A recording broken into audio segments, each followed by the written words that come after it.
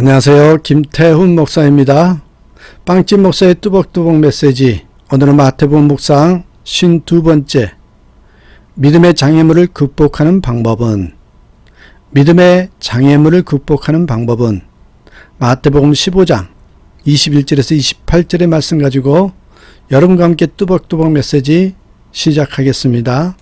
자, 오늘 본문은 보시면 예수님 당시 이방 땅 가나안에 살던 한 여인이 예수님에 관한 소문을 듣고 믿음이 생겼습니다. 어린 딸아이가 중병에 걸려 죽게 생겼습니다. 이 여인은 예수님께 달려가 딸아이가 흉악한 귀신에 들렸나이다 부르짖습니다. 그러나 예수님의 응답을 받기까지는 첩첩산 중 장애물, 방해물들이 놓여 있었습니다. 그걸 하나하나 장애물을 뛰어넘어서 응답을 받는다는 얘기입니다. 여러분, 신앙생활의 맛을 아는 사람, 인생의 맛을 아는 사람들의 공통된 고백이 있습니다. 옆에 써 있는데요. 신앙생활은 장애물 경기와 같다 라는 것입니다. 인생은 장애물 경기와 같다. 이 여인은 결국 그 모든 위기에 장애물을 하나하나 풀어내고 28절에 보니까 여자여 내 믿음이 크도다 내 소원대로 되리라. 그때로부터 그의 딸이 나았다라는 해피엔딩으로 오늘 본문은 막을 내립니다. 또 오늘 본문은 마태복음 신학에서 대단히 중요한 이치에 놓여 있습니다. 마태복음은 28장으로 구성되어 있습니다. 전반부 14장과 후반부 14장, 바로 그 사이에 오늘 본문이 끼어 있는 것입니다. 전반부 유대인들을 향한 복음을 전하던 이 복음이 바로 오늘 본문을 통해서 땅끝까지 복음이 전해지는 출발점, 바로 그 주인공이 본문 가나안 여인입니다. 그러니 유대인에서 이방인으로 바뀌는 터닝 포인트가 된 것이죠. 자, 그렇다면 오늘 가나안 여인이 그 장애물을 어떻게 넘어가는지 한번 보실까요? 신앙의 장애물에 대해서 함께 나누겠습니다. 첫 번째 장애물은 사람의 장벽입니다. 오늘 보면 이 여인이 만나는 장애물은 때로 우리 모두가 예수님을 만나고자 할 때 부딪히는 장애물일 수가 있어요. 그때 이 여인은 장애물 앞에서 좌절하지 않고 소리를 질렀어요. 22절. 주 다윗의 자손이여 나를 불쌍히 여기소서 내 딸에게 흉악한 귀신이 들렸나이다. 딸아이가 미쳤다는 것이 자랑이 아닐진데 어찌 이렇게 부르짖을 수 있단 말입니까? 나를 불쌍히 여기소서. 주님 앞에 내 형편이 있는 그대로 내어놓으면 주님이 나를 만나주신다. 내 무거운 짐, 아픈 모든 것을 들고 주님 앞에 가면 주님이 해결해 주신다. 여러분, 이런 마음으로 고백한 게 나를 불쌍히 여기소서입니다. 사실 이것이 기도의 시작이요, 주님을 만나는 출발점입니다. 나를 불쌍히 여기소서. 이 여인에겐 이런 믿음이 있었습니다. 그래서 내 딸이 흉악한 귀신이 들렸나이다. 소리 질렀습니다. 이토록 훌륭한 결단이 있었다면 예수님께서 마땅히 두 손 들어서 그 여인을 영접했어야 옳았을 것입니다.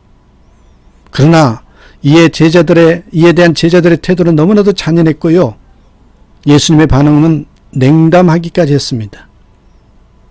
예수님의 귀는 언제나 불쌍한 간구자들의 부르짖음을 듣기 위해서 열려져 있던 귀가 아니었습니까? 예수님의 입술은 언제나 부르짖는 사람들의 상처를 어루만져 주기 위해서 준비된 입술이 아니었던가요? 그러나 유독 이 불쌍한 여인에게만 아무런 반응조차 보이지 않으신 겁니다. 두 번째 신앙의 장애물은 무엇입니까? 보시면 여러분, 냉대와 비교의 서러움입니다. 냉대와 비교의 서러움. 주님은 또다시 한번 타오른 불길에 찬물을 끼얹습니다. 24절 보실래요? 이스라엘 집에 잃어버린 양 외에 나는 보냄을 받지 않았다.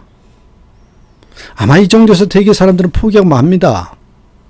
그러나 첫 번째 장애물에서 부르짖기만 하던 이 여인은 이 두 번째 장애물이 가로막자 오히려 한 걸음 더 다가섰습니다. 25절은 뭐래요? 예수께 절하며 이르되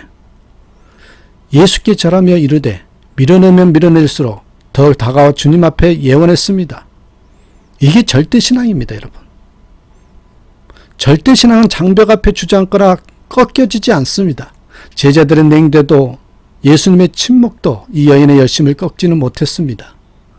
주님의 거절과 냉대도 이 여인을 물러서게 하지 못했습니다. 물러서지 않는 태도가 절대 신앙입니다. 그래서요, 예수님 말씀하셨죠. 구하라 그러면 너에게 주실 것이요, 찾으라 그러면 찾을 것이요, 문을 두드리라 그러면 너에게 열릴 것이니라. 구하는 이의 태도는 얻을 때까지 매달리는 것입니다.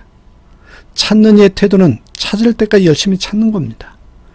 문을 두드린 사람이 진정 응답받기 원하면 문이 열릴 때까지 몸부림을 쳐서라도 매달리는 것이죠.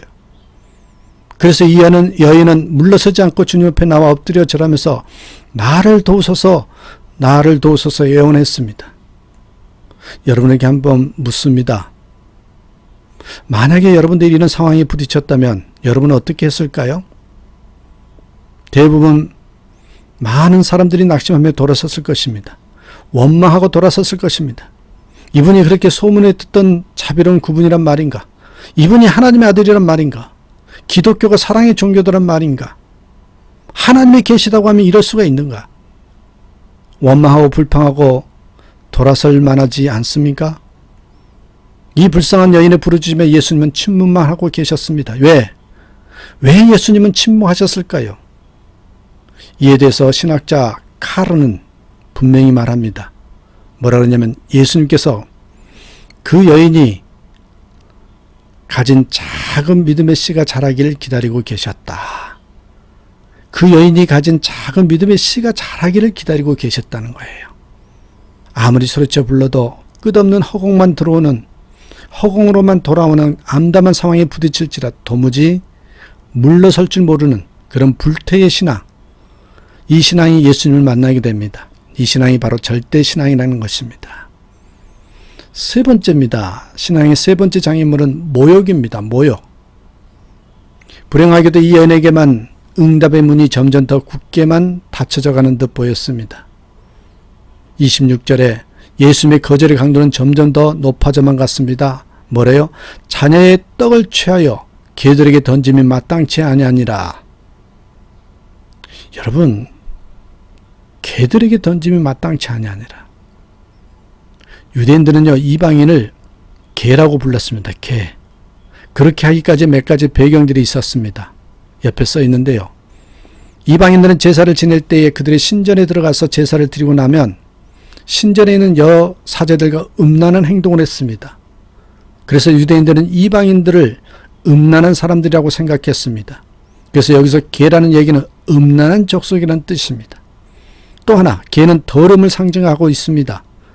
먹을 것을 토하고 토한 것을 다시 먹는, 죄를 짓고 잘못했다고 고백하고 다시 동일한 죄를 짓는, 그래서 부끄러움을 모르는 백성들, 끊임없이 죄를 반복하는 백성들이란 뜻입니다. 세 번째, 이방인들은 유대인들을 보면 걸핏하면 시비를 겁니다. 싸움을 걸어옵니다. 이유 없이 어르렁거리면서 시비를 거는 족속이란 뜻입니다. 예수님께서 이 여인을 향해서 개같은 이방인이라고 모욕을 한 것입니다. 마지막 거절일 수 있습니다. 그러나 이 여인은 포기하지 않습니다. 루터가 종교개혁을 시도하고 있을 때에 하나님 앞에 기도해도 응답이 없는 듯 보였습니다. 큰 절망과 낙심 가운데 어느 날 아침 식사를 하고 있었어요. 애완용 개가 루터가 밥을 먹는데 포크가 올라가면 따라왔다가 내려가면, 포크가 내려가면 내려오고 계속해서 손만 보고 왔다 갔다 하는 것입니다. 뒷발을 들고 앞발을 모두어 서서 루터를 바라보고 있습니다. 고기 한 점을 썰어서 던져주었더니 폴짝 뛰어서 받아먹습니다. 그 모습을 보고 루터의 눈에서 눈물이 핑 돌며 주인의 밥상 앞에 앉아 주인의 손길을 바라보는 저 애완용 개처럼 나는 하나님의 은혜를 바라봅니다. 주인이 던져주는 고기 한 점을 받아 먹기 위해서 주인만 바라보는 것처럼 하나님의 도움의 손길을 기다리며 주님만 바라봅니다. 주여, 주님 앞에 한 마리 개처럼 하나님의 은혜를 기다립니다. 응답을 기다립니다. 도움을 기다립니다. 주여 나를 도와주시옵소서. 겸손히 엎드려 루터는 기도했습니다. 한 마리 개처럼 취급받으면서도 주님에 대한 신앙을 포기하지 않는 이 여인의 절대 신앙을 보십시오. 이 여인은 절대절망의 장애물 앞에서 엎드려 소리질러 기도합니다. 자, 여러분 보세요. 22절에 소리질러라고 할 때 이 말은요, 까마귀가 신 목소리로 끈질기게 울부짖는다라는 뜻을 가진 단어랍니다. 뭐래요? 반복적으로 소리 지르면서 따라왔다는 뜻입니다.